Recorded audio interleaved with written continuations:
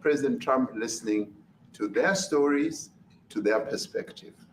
That is the answer to your question. But Mr. President, I must say that we have, wait.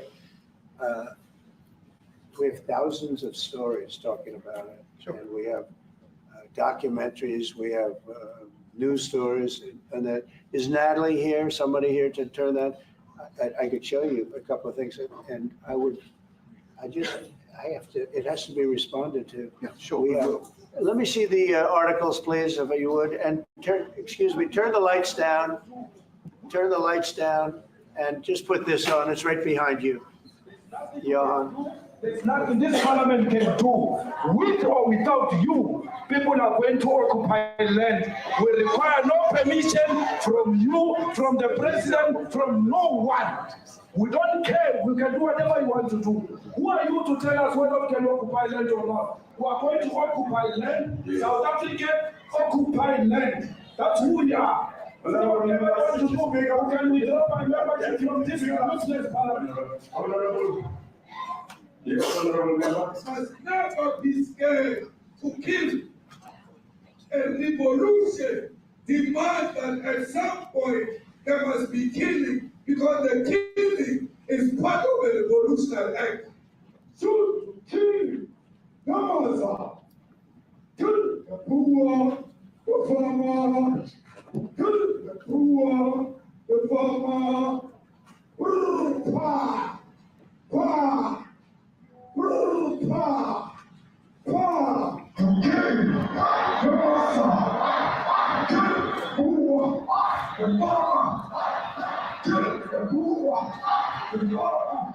The man of DAE is a white man.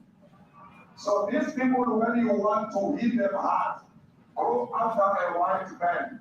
They feel a terrible pain because you have touched a white man. Not because Pajama and Soli will not be touched. They will be touched, no one. But we are starting with this whiteness. We are cutting the throat of whiteness in Ghana. Shoot, kill, Ramaphosa, kill the brewer, the farmer, kill the brewer, the farmer.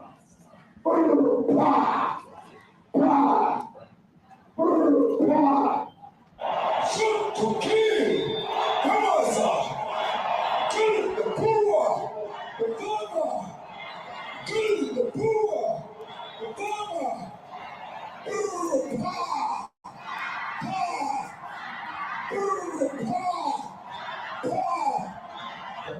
I don't know what's going to happen in the future. I'm saying to you, was not called for the killing of white people, at least for now. I can't ever see the future. Yeah, but, and you understand somebody watching that, especially as it gets shared on Twitter, they freak out. It sounds like a genocidal.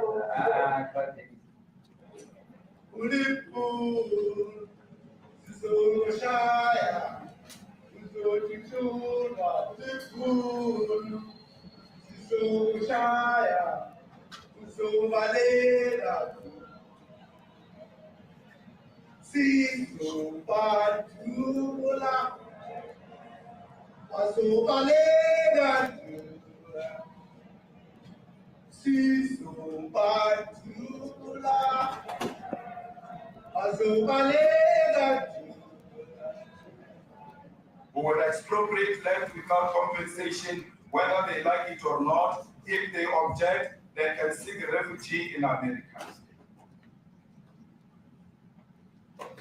Now this is very bad. These are burial sites right here.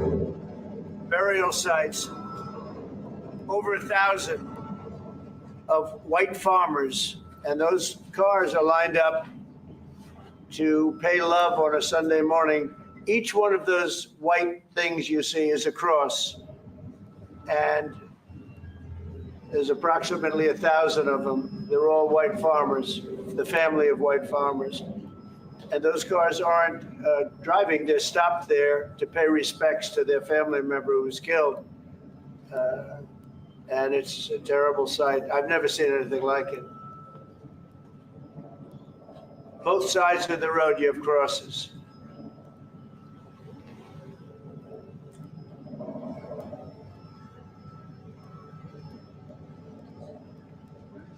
Those people were all killed.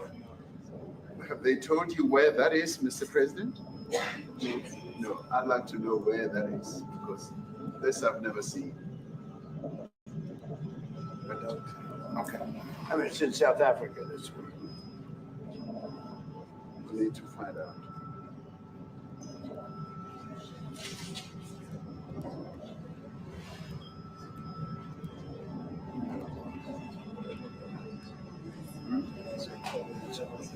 I don't know. those people. I don't know. Okay. Mr. President, the Pentagon announced it would be accepting a Qatari jet to be used as Air Force One. What are you talking about? We need to- What are you I want talking to about? respond. You know, The Pentagon you gotta get out of here. What does this have to do with the Qatari jet?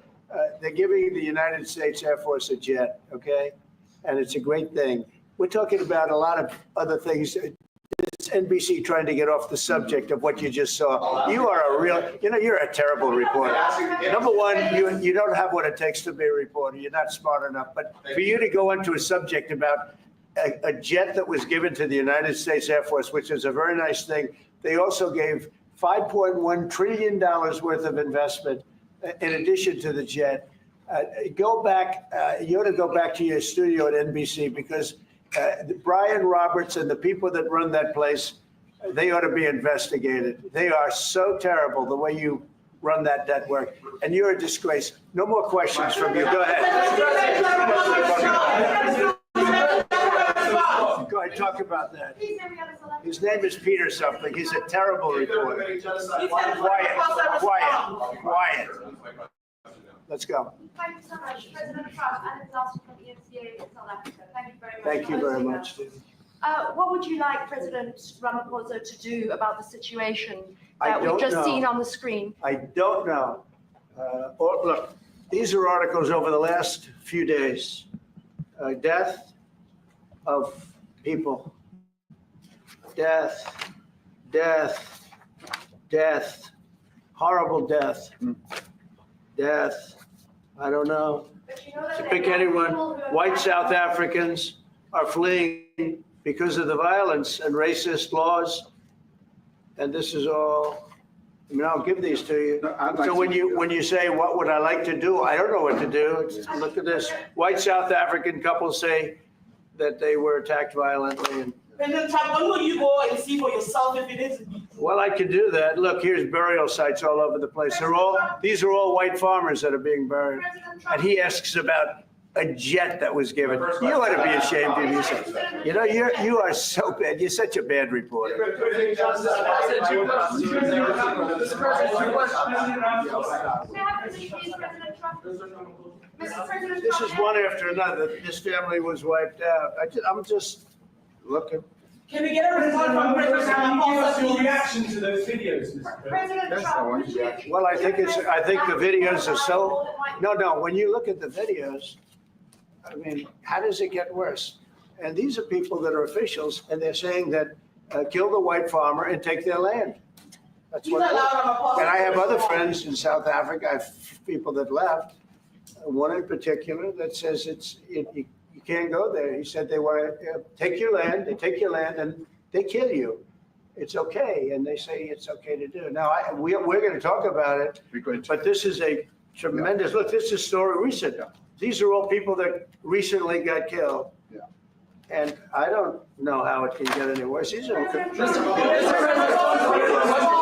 And the men that you saw, the people that you saw in that movie, those are officials. Those are people that were in office. They had one march, they had a dance in your parliament, whatever you may call it, legislature. But let and me it was clarify terrible. that. Yeah. Let me clarify that because what you saw, the speeches that were being made, one, that is not government policy. We have a multi-party democracy in South Africa that allows people to express themselves, political parties to adhere to various policies. And in many cases, or in some cases, those policies do not go along with government policy. Our government policy is completely against what he was saying, even in the parliament. And they're a small minority party, which is allowed to exist in terms of our constitution. But you do allow them to take land. No. You do allow them to take land. Nobody can And take then when land. they take the land, they kill the white farmer. And when they kill the white farmer, nothing happens to them. No, there is Nothing happens to There them. is criminality in our country. People who do get killed, unfortunately, through criminal activity, are not only white people. Majority of them are black people. And we have now The been farmers are utilizing. black. The farmers are not black. We I don't say now- that's good or bad, but the farmers are not black. And the people that are being killed in large numbers, and you saw all those grave sites, and those are people that loved ones going, I guess on a Sunday morning, they told me, to pay respect to their loved ones that were killed. Their heads chopped off, they died violently. And, you know, I mean, we're here to talk about it, and I didn't know we'd get involved here. But I will say this, that if the news wasn't fake, like NBC, which is fake news, totally, one of the worst, ABC, NBC, CBS, horrible. But if they weren't fake news like this jerk that we have here, if we had real reporters, they'd be covering it. But the fake news in this country doesn't talk about that. They don't want to talk about it, but now they have to talk about it. But they won't. This won't even be a subject. They'll have him talking about why did a country give a free, think of this. Why did a country give an airplane to the United States Air Force? Okay, the United States, not to me, to the United States Air Force, so they could help us out because we need an Air Force One until that's Air Force One, it's being built, 2 of them being built. But Boeing's a little bit late, unfortunately. So why did they give us a plane to the United States Air Force? That's what that idiot talks about after viewing a thing where thousands of people are dead. I'm sorry, I don't have a plane to give you. I wish you did. I take it. I would take it. If your country offered the United States Air Force a plane, I would take it. Okay. But coming back to this issue, which I really would like us to talk about, and talk about it very calmly. We were taught by Nelson Mandela that whenever there are problems, people need to sit down around a table and talk about them. Well, there are And this is precisely what we would also like to talk about, including, of course, trade matters, investment matters. So the issues that concern you as the United States. Those are all recent. Those are all deaths. Yeah, in many ways, I mean, one should say you are a partner of South Africa, and you are raising concerns. And these are concerns that we are willing to talk to you about. Let me just add quickly, you know, the criminality that we are experiencing in our country needs quite a lot of technological capability. And in one of our areas in South Africa, we're using US technology, which is able to, in many ways, identify where shootings are happening and all that. And I'd like to talk about that because there is support that we can get from you as the United States to help us deal with all these acts of criminality. And that is what I believe partnership is all about. And we are here as a partner so that we can help each other whenever there are challenges. So I'd like us to discuss it, and of course, outside of the media, so that we sit down and have a really good discussion that will lead to good outcomes. Are there any other punitive measures that could be in place should you not be satisfied that South Africa is fixing some of the very bad things, in inverted commas, that you tweeted are happening? Well, there are a lot of bad things happening in many countries, but this in particular has been very, very bad, very bad. And because of we're going to have the whole world watching in another short period of time because you have the G20, and that's a big deal. And it seems like, I want you to look good. I don't want you to look bad. Very good. But we have hundreds of people, thousands of people trying to come into our country because they feel they're going to be killed and their land is going to be confiscated. And you do have laws that were passed that gives you the right to confiscate land for no payment. You can take away land for no payment. I want to clarify that because we have a constitution. Our constitution guarantees and protects the sanctity of tenure of land ownership. And that constitution protects all South Africans with regard to land ownership. However, we do say, because we've got to deal with the past, the government, and as your government also has the right to expropriate land for public use. And you're doing that. And we've never really gotten underway with that. And we are going to be doing so. You're taking people's land away We have not. from them. We have, And those people, in many cases, are being executed. They're being executed. And they happen to be white, and most of them happen to be farmers. Mhm. And that's a tough situation. I don't know how you explain that. How do you explain that? They're taking people's land away, and in many cases, those people are being executed. And in many cases, it's not the government that's doing it. It's people that kill them and then take their land, and nothing happens to them. But we have thousands of people that want to come into our country. They're also going to Australia in a smaller number. But we have thousands of people that want to come into our country, and they're white farmers, and they feel that they're going to die in South Africa, and it's a bad thing. Yeah, Mr. President, going to G20 in November. What can South Africa do? What concessions would you like to see them make to improve relations with the United States? Then I have one more for President Ramaphosa afterwards. Well, you know, we just spoke about, I got them a very, very complex machine, 150 of them. I was asked by the president if he could help, and I did that. And, you know, I have great feeling for all countries. I deal with all countries, but I have a great feeling for South Africa because I have friends. I have a couple of friends, a few friends here today. I have many friends from South Africa, but many of those friends are not, they can't go back. I have Elon is from South Africa. I don't want to get Elon involved. That's all I have to do, get him into another thing. But Elon happens to be from South Africa. This is what Elon wanted. He actually came here on a different subject, sending rockets to Mars, okay? Yes. He likes that better. He likes that subject better. That's right. But Elon is from South Africa, and I don't want to talk to him about that. I don't think it's fair to him. That's right. But I will say that people are fleeing South Africa for their own safety. Their land is being confiscated, and in many cases, they're being killed. And that scene of, you see how many crosses they have. Those crosses, that's a dead person in every one of them. And those trucks or cars are paying their respects to all of those dead people on a Sunday morning. That's a rough thing to explain away.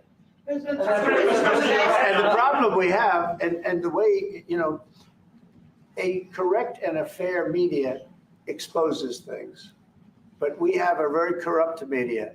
They won't even report this. If this were the other way around, it would be the biggest story.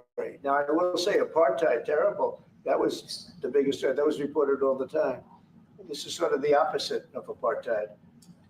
What's happening now is never reported. Nobody knows about it. All we know is we're being inundated with people, with white farmers from South Africa. And it's a big problem. Marco Rubio was telling me he's never seen anything like it. The numbers of people that want to leave South Africa because they feel they're going to be dead very soon. Yes, please. I was going to say, Brian, go. If I could just ask you a question. 72% of farmers in your country are white. If they flee, do you feel that maybe the economy could collapse? You may not have a gap to fill in those people that need to replace those farmers. You know, I'd like my Minister of Agriculture, who is white, who comes from an opposition party to mine, who's joined my government at my invitation to address this very issue, including the question that you've just raised. John? Thank you very much, Mr. President. Yeah. Mr. President, thank you for welcoming us to the White House. I would say we have a rural safety problem in South Africa. I don't think anyone wants to candy coat that. And it requires a lot of effort to get on top of it. It's going to require more policing resources. It's going to require different strategy to be able to deal with it. But certainly the majority of South Africa's commercial and smallholder farmers really do want to stay in South Africa and make it work. And I've just come from the largest agricultural show in the Southern Hemisphere. with organized agriculture and farmers, and the majority of them want to stay. But they too there have a memorial to those who've died as a result of farm attacks. And as the Minister of Agriculture, it is something that I'm particularly exercised with my colleagues at police and my colleagues in the justice cluster to start making farm attacks and stock theft a priority crime. And it affects all farmers in South Africa, particularly stock theft. It has a disproportionate effect on smallholder black farmers. I also want to just say this, that the two individuals that are in that video that you've seen are both leaders of opposition minority parties in South Africa. Mkhonto Wesizwe under Mr. Zuma and the economic freedom fighters under Mr. Malema. Now, the reason that my party, the Democratic Alliance, which has been an opposition party for over 30 years, chose to join hands with Mr. Ramaphosa's party was precisely to keep those people out of power. We cannot have those people sitting in the union buildings making decisions. And that is why after 30 years of us exchanging barbs across the floor in Parliament and trying to get one over on each other, we've decided to join hands precisely to keep that lot out of government, because the day they get in to the doors of the union buildings in South Africa or control of our parliament, that's what you're going to see. And that is why this government, working together, needs the support of our allies around the world so that we can strengthen our hand, grow our economy, and shut the door forever on that rabble getting through the doors of the union bodies, because then South Africa's future would be. So you denounced that type of language in the video that you saw? Oh, yes, we've always done so. As government, as my own party, we are completely opposed to that. We, in 1955, adopted a document which said, South Africa belongs to all who live in it. But why wouldn't you arrest that man? That man said, kill the white farmers, kill the white farmers. And then he danced, and he's dancing, and it's kill the white farmers. I think, I'm not sure, but I think if somebody got up in Parliament and started saying, kill a certain group of people, he would be arrested very quickly.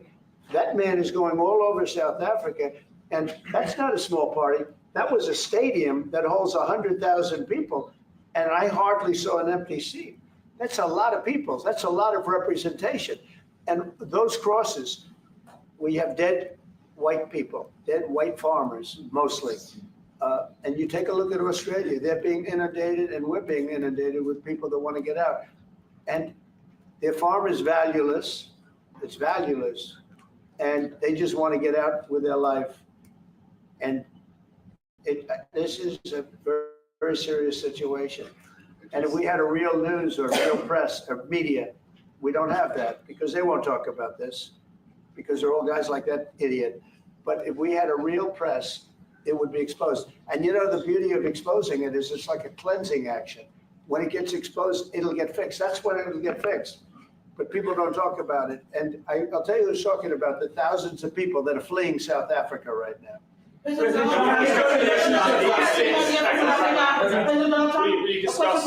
discussed USAID and the devastating impact the cuts are having across the African continent. You know, it's devastating, and hopefully a lot of people are going to start spending a lot of money. And I've talked to other nations. We want them to chip in and spend money too. And we've spent a lot, and it's a tremendous problem going on in many countries. A lot of problems going on. The United States always gets the request for money. Nobody else helps, as you know. Europe doesn't help. Europe hasn't given anything. All they do is sue our companies. You know, they sue Apple, and they sue all of our companies. Apple had to pay $17 billion on a nonsense lawsuit. Very unfair. But we're going to always be there to help. Should rightly South African broadcasting, if this Afrikaner resettlement issue is resolved, you're going to go into a room after this, you guys are going to talk. If it is resolved, what is the potential for the future-looking relationships? It's fantastic. It's got to be resolved. It should be resolved. It's a little bit bad when you see a stadium with 100,000 people in it, because that means it's more than just a little movement. It's a pretty big movement in South Africa. So it has to be resolved. It'll be the end of the country if it's not. But is there potential for the relationship moving forward? I hope so. That's why I'm here. I mean, I'm not here for my health. I'm here to see what it is. No, I'd like to see. I have friends. I can tell you, Ernie Els and Retief Goosen, they feel so strongly they wanted to be here on behalf of South Africa, not on behalf of me. Yes. And, you know, they said, can we be here for this? Because they love the country. Ernie, do you guys want to say a couple of words? I hate to put you in this, but this is tougher than sinking a 3-footer. They have, and they've sank many 3-footers. Thank you, Mr. President. And thanks for the honor of being here. We've known each other a long time. We have spoken. You know, we're proud South Africans. I still have my South African passport. You know, we travel with this passport, you know, and I got my visa here. So, you know, but we want to see things get better in our home country. That's the bottom line. It's been 35 years since the transition. President Ramaphosa was right in the middle of the transition time in 1990 and before that. So it's been 35 years of ANC government, and I know there's a lot of anger, you know, through the transition. There's also a lot of stuff happening in the apartheid days. You know, we grew up in the apartheid era, but I don't think two wrongs makes a right. You know, President Mandela, when he came out of prison for all that time, didn't come out with hatred, you know, and really unified our nation through sport. You know, we won the Rugby World